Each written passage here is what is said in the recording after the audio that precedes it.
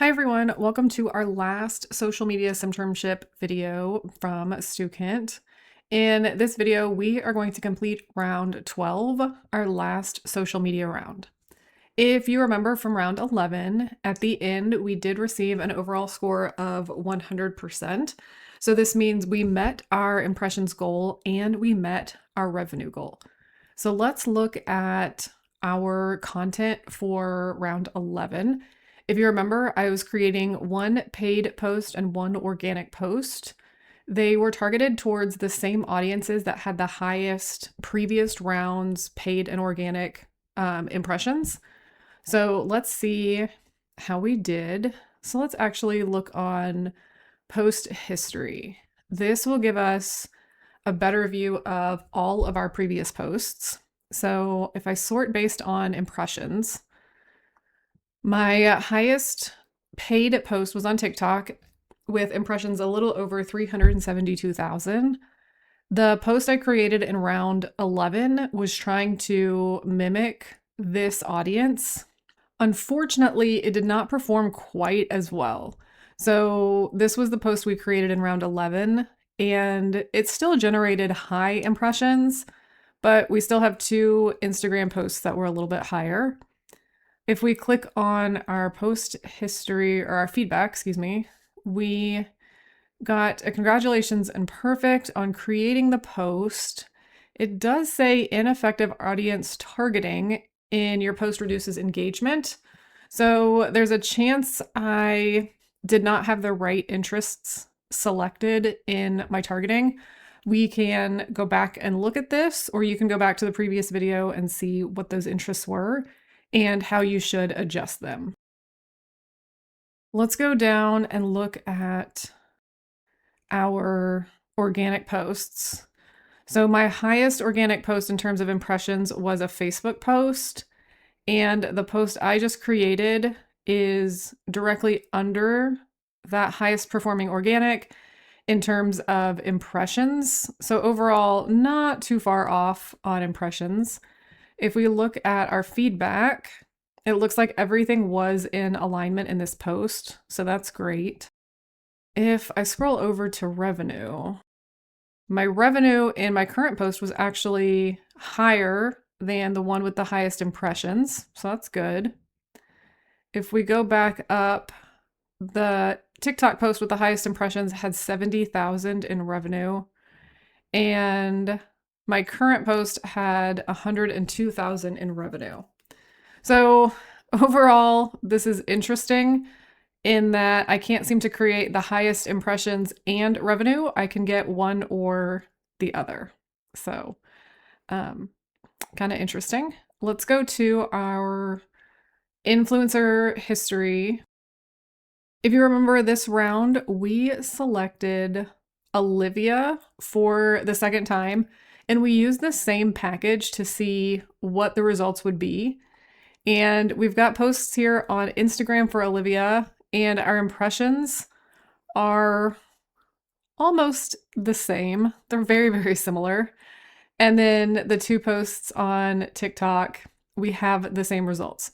So this tells us if we select an influencer and a package or a bundle in multiple rounds, we're going to receive roughly the same results.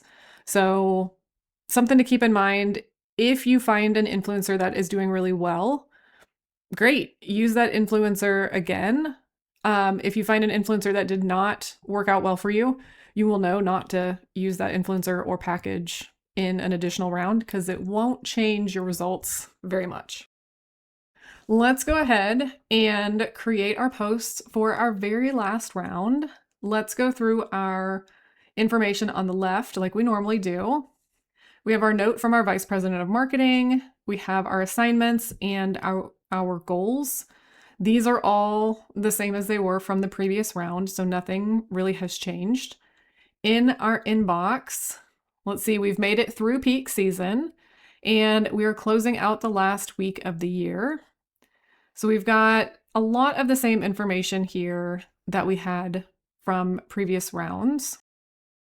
Looking at our chat messages, we only have 3 this week, so we'd want to click through and answer those. our market information and our review documents, again, the same from previous rounds. And then we have our organic, paid, and influencer posts. For this round, I am going to start with an influencer. So I'm going to click on my influencers, and we've used this influencer twice before, but I want to pick a different package. So we've used Jake before. Jake has a pretty strong Daypacker Tom audience. So we're going to select Jake again. We used Jake twice. We had a giveaway bundle, and I thought we selected a different package. Apparently we did not. We selected a giveaway bundle twice. We are going to select the brand ambassador bundle for Jake. It's the most expensive, and I think this one is probably going to resonate best with that Daypacker Tom audience. So let's click on Jake. Remember our audience, 70% male, 60% is in the age range that we're looking for, low cost per engagement metrics. We've got relatively high average impressions per post, a good like to comment ratio, and our sentiment is positive. So we'll pick this influencer, and we're going to pick that brand ambassador bundle. We'll click continue. And now we need to create our campaign brief. And I can click schedule influencer. So this has taken half of my budget. So $7,500 is spent on my influencer. Let's create one paid social post, and then we'll decide how to spend our remaining budget. For this post, I want to select a platform that we've not used that frequently. I want to select YouTube, and I'm going to pick a video. For my campaign objective, I'm going to pick something a little bit different this time and go with catalog sales. And I'm selecting YouTube and catalog sales because these are not highly or widely selected. So I thought we would mix it up, try something new in this very last round, and then it gives you guys a little bit more of a variety when you are creating your posts to know what's working well and what might not work quite as well. So let's select our media.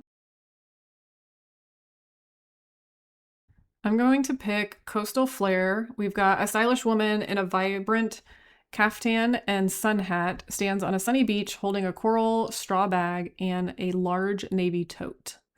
So we'll select this one. My headline will say, "What's in the perfect beach bag?" My caption will say, "Sunscreen, sunglasses, and a great beach read. What would you pack in your Bahamas tote?" So we can link the website URL to the Bahamas tote. Our call to action will be shop now.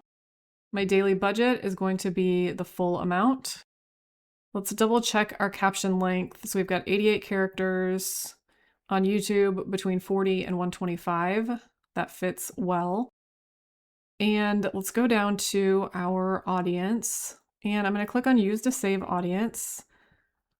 I can click on Seaside Sally. Seaside Sally is going to need some edits. Let's look at our age range. We have 28 to 37. We've got female. Let's look at our interests.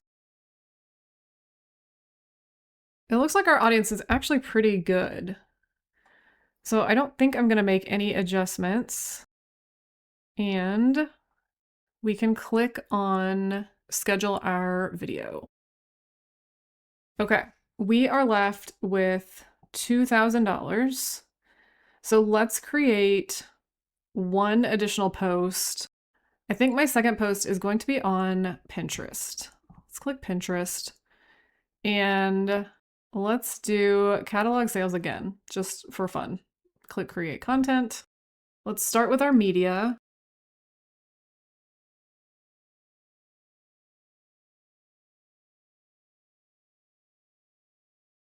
Let's select the city fitness walk. We've got two young women smiling, wearing athletic wear and carrying sporty tote bags, walk down a city sidewalk past a dance studio sign. So this is $1,000. We're not going to be able to use our full daily budget like we've done in the past, but that's okay. It looks like we can do a daily budget of $142.50. So let's go up to our headline. My headline is ready for what's next.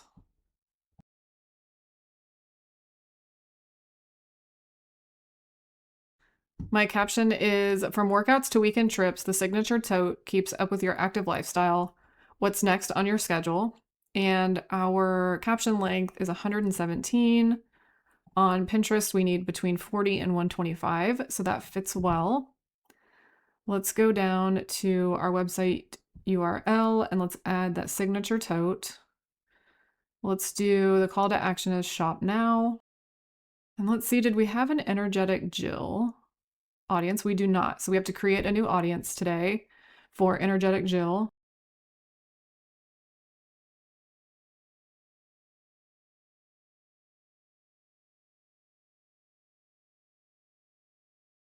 Okay, we've added several interests. And even though this is the last round, we could save this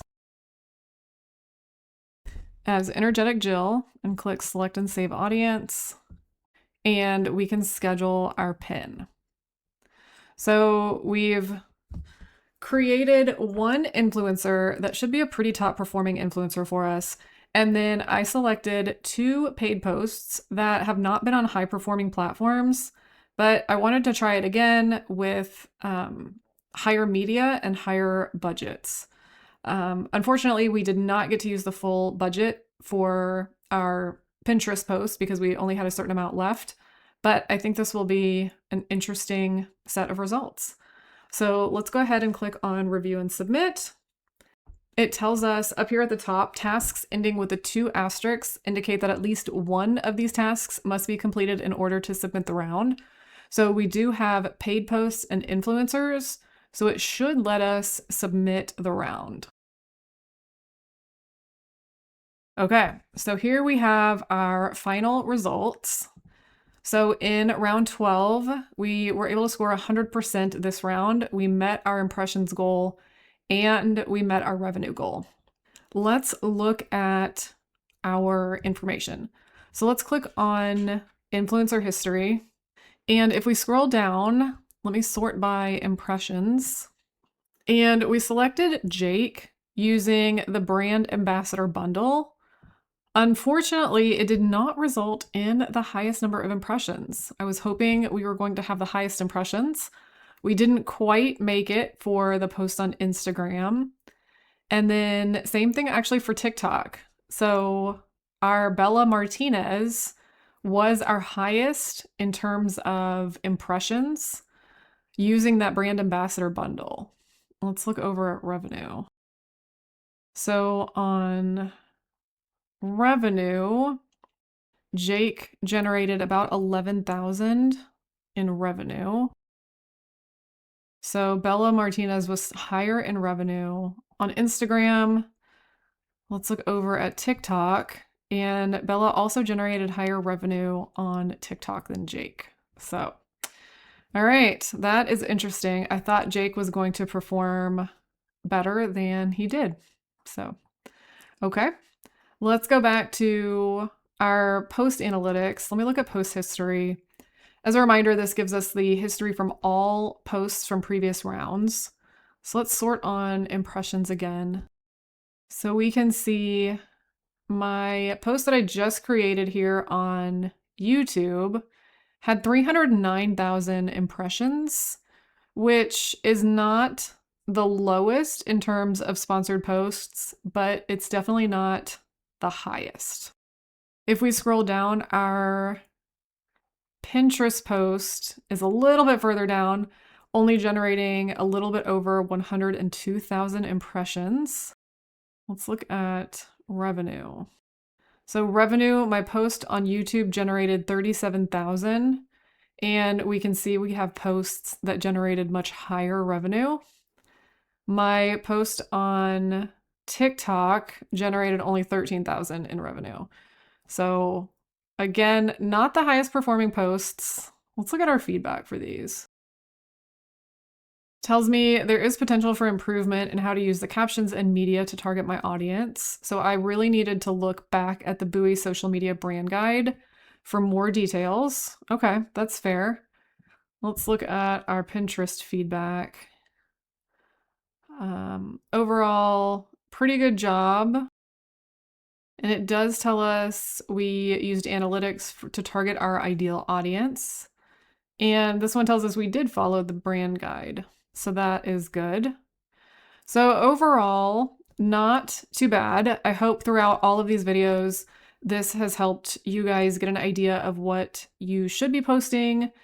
If y'all have any questions as you're completing this last round, or in the event you watched all of these videos before you started your simulation, don't hesitate to reach out. Let me know if you have any questions, and I wish you guys the best of luck.